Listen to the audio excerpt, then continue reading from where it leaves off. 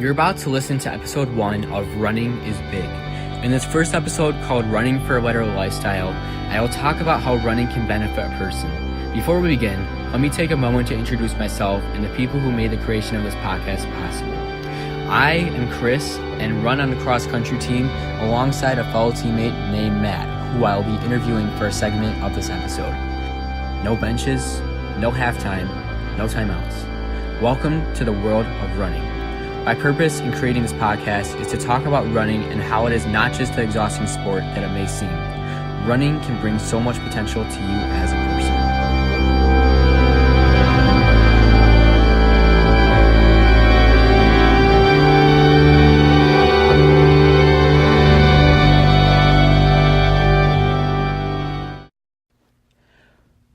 Running can affect your lifestyle in 4 ways. 1, health. 2, meeting new people. 3, organization in your day-to-day life. And 4, just realizing that it can be super fun and easy. But first, let me take a step back and explain what running is and what it means to me. Running can be used in almost every sport, from basketball to even tennis. Then there are those sports where running is the primary part. These few sports include cross country, track and field, and even marathon running. It takes a certain mentality in order to run long distances versus running short distances. In long distance running, you're more focused on sustaining your energy for the number of miles you have to finish. Short distance running is where the runner focuses on running that little distance at the fastest speed possible. I started running when I was in 6th grade, when I had to just complete the mile for a grade. I was okay with it, but progressed even more when the next year when cross country and track and field were offered as a sport to me. I was able to gain a lot more knowledge on how to handle myself when running, and that progressed into 8th grade when I practically the same thing happened, except I improved even more. So when I got to high school, running was a whole lot different. It was different in that it was so much more challenging than middle school. I found myself struggling but pushing through with most of the practices and workouts. The meets were a lot more professional when compared to middle school. They lasted longer and there were a lot more teams. Then comes my sophomore year, where I was bumped up to varsity and a lot more pressure was put on me. The workouts seemed harder than freshman year, but more enjoyable because I was with a team I bonded very well with. And that brings me to the point where I am now. I am just going to be running in the winter off season and hopefully run some races not associated with school. Now, let's get back to those 4 main points I was talking about earlier. So the effect of a person's health from running can be very drastic. To support this idea, an article from Philip Morgan entitled "Running for My Life" from January 2017 states that while you're out jogging, the brain is flooded with newly oxygenated blood. Neurotransmitters are released, which aid clarity of thought and at the same time a huge increase in a number of endorphins induced in the bloodstream helps you respond more positively to those thoughts. Morgan gives a really good description of the process your body goes through when running. Based on that information, runners are more likely to think clearer than people who don't run at all. With running also comes the advantage of meeting new people. This point is verified by Matthew Joseph in a New York Times article called "Running on the Way to Personal Recovery" from September 8th, 2018. He states, "A friend who volunteers with Back on My Feet suggested I run with a group at Helping Up Mission, and I did. The support and encouragement I found reeled me in." Here, Matthew basically explains that there is a whole society of people who are willing to run. Having the chance to meet new people and run with them is something truly great. Running also helps with better organizing your life. In the words of Eric Ewald, in a story called Getting a Running Start, from June 9th, 2018, he says, "Every day, to start the day before the sun comes up, I run. I do this before anyone else in the house awakes, so I am not taking any time away from my family. Running gives me the attitude and the energy that I need to start off my day." Running has made Ewald become a better man, not just in his health life, but his family life as well. Finally, running is just easy and plain fun. In Michael Takaha's article called Running from November 8th, 2018, he explains that running requires no special skills or facilities. The only equipment needed is well-cushioned, flexible shoes and comfortable clothing. Takaha points out the fact that running isn't as complicated as some other sports and is a reason why people should at least try running. Now, I would like to introduce my guest, Matthew.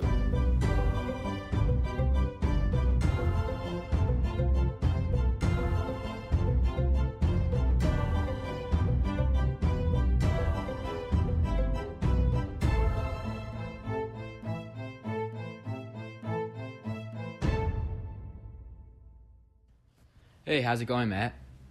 Hey, Chris, what's up? Not much.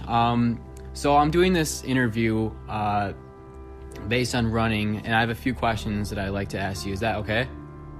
Of course. All right. Do you want to introduce yourself to the audience? Hi, my name is Matt, and I have a dog named Daisy. Yeah. All right.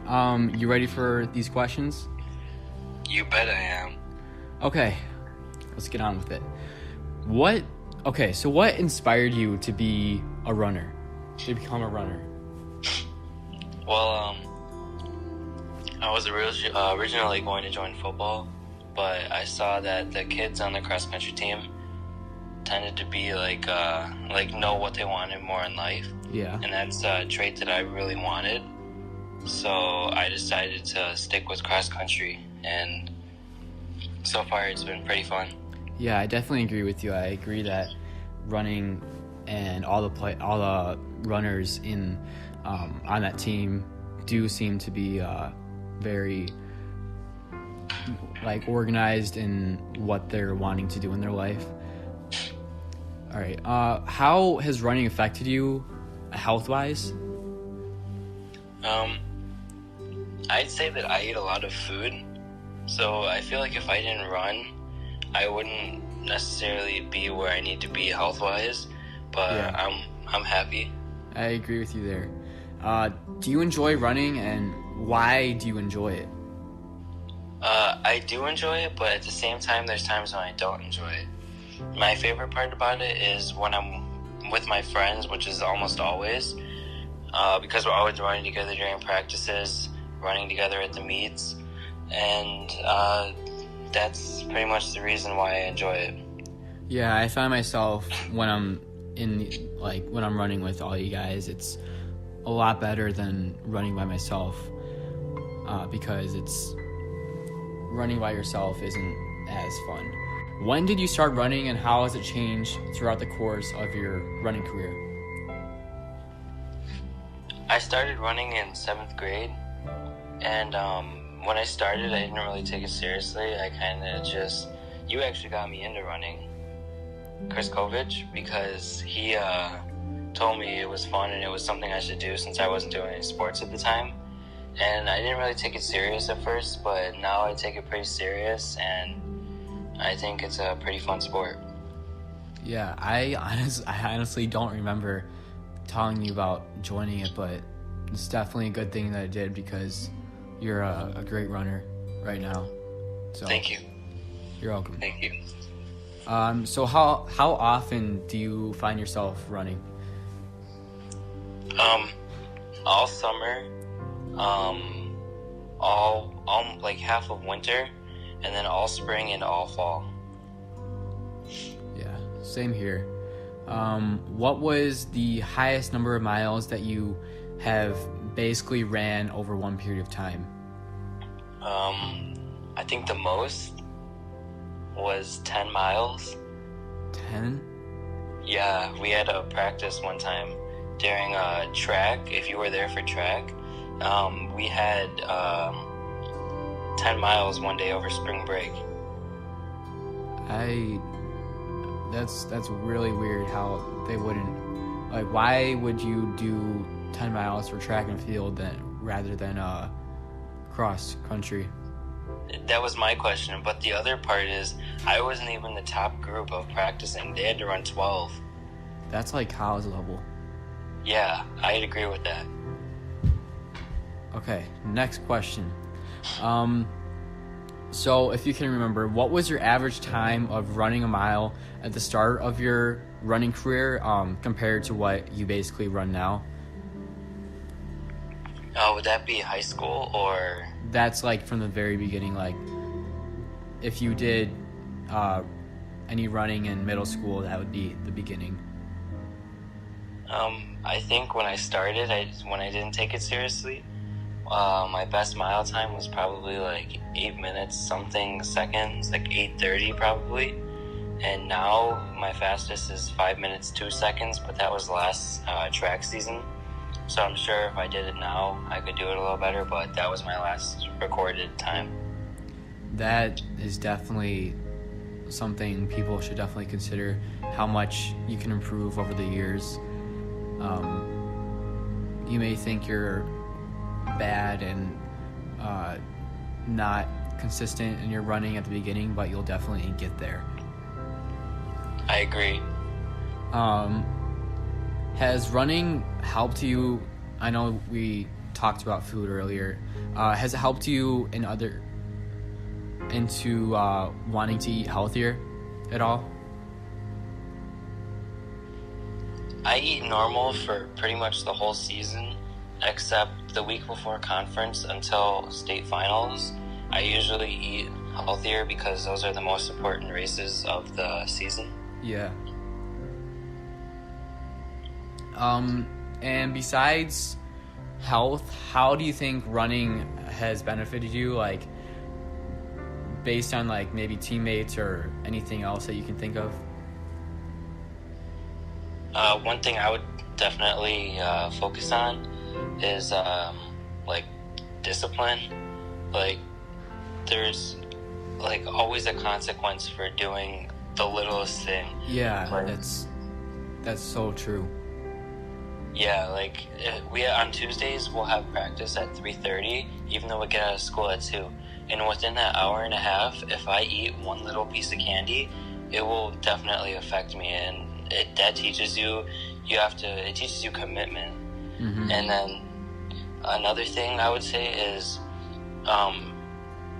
it helps to teach you like to stay on top of your game in school, because if your grades aren't good enough, you can't run cross country. Like you can't even practice with the team. Yeah, and that's a really big consequence to running and something you can't bypass. Yeah. So do you prefer running on like street running, or basically forest slash grass running, like in meets? I do not like running on the streets because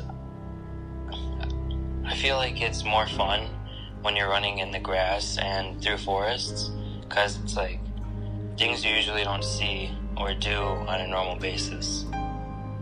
Mm-hmm.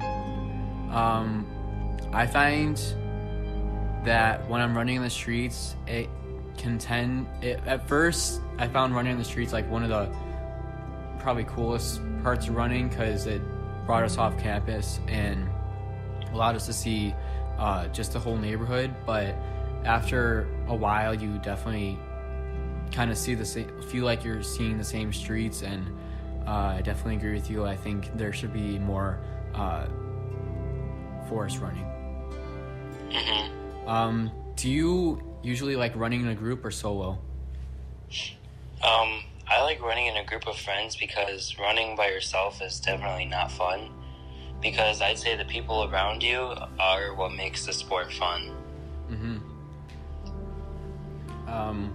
Definitely running solo I feel like running solo will basically hinder your goal in running, your overall goal. And when you have teammates by your side, you can just basically push that goal further with your teammates' help.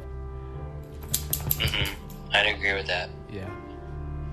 And finally, what advice would you give anyone who is listening to and thinking about taking up running as a sport or individually? I would say definitely give it a shot, because I said I would never do running anymore because I'm going to be honest, I was tired of it, but it gets better, a lot better, and you get better with the sport too, and you get medals and ribbons, and it's really fun. Just the people as well make it fun. Yeah, that's definitely what people should consider when they're thinking of running. They never know where it could lead them in life, and could just make their life a whole lot better without even them knowing it. Yeah, I would agree with that. Well, that's it. I'd like to thank you for your time and letting me ask you all these questions. So yeah, thank you. You're welcome. Thank you for coming to me. You're welcome. This was good, and we are going to end it off. All right. See you in school Matt. tomorrow. See you at school. All right. See ya. Bye. Bye-bye.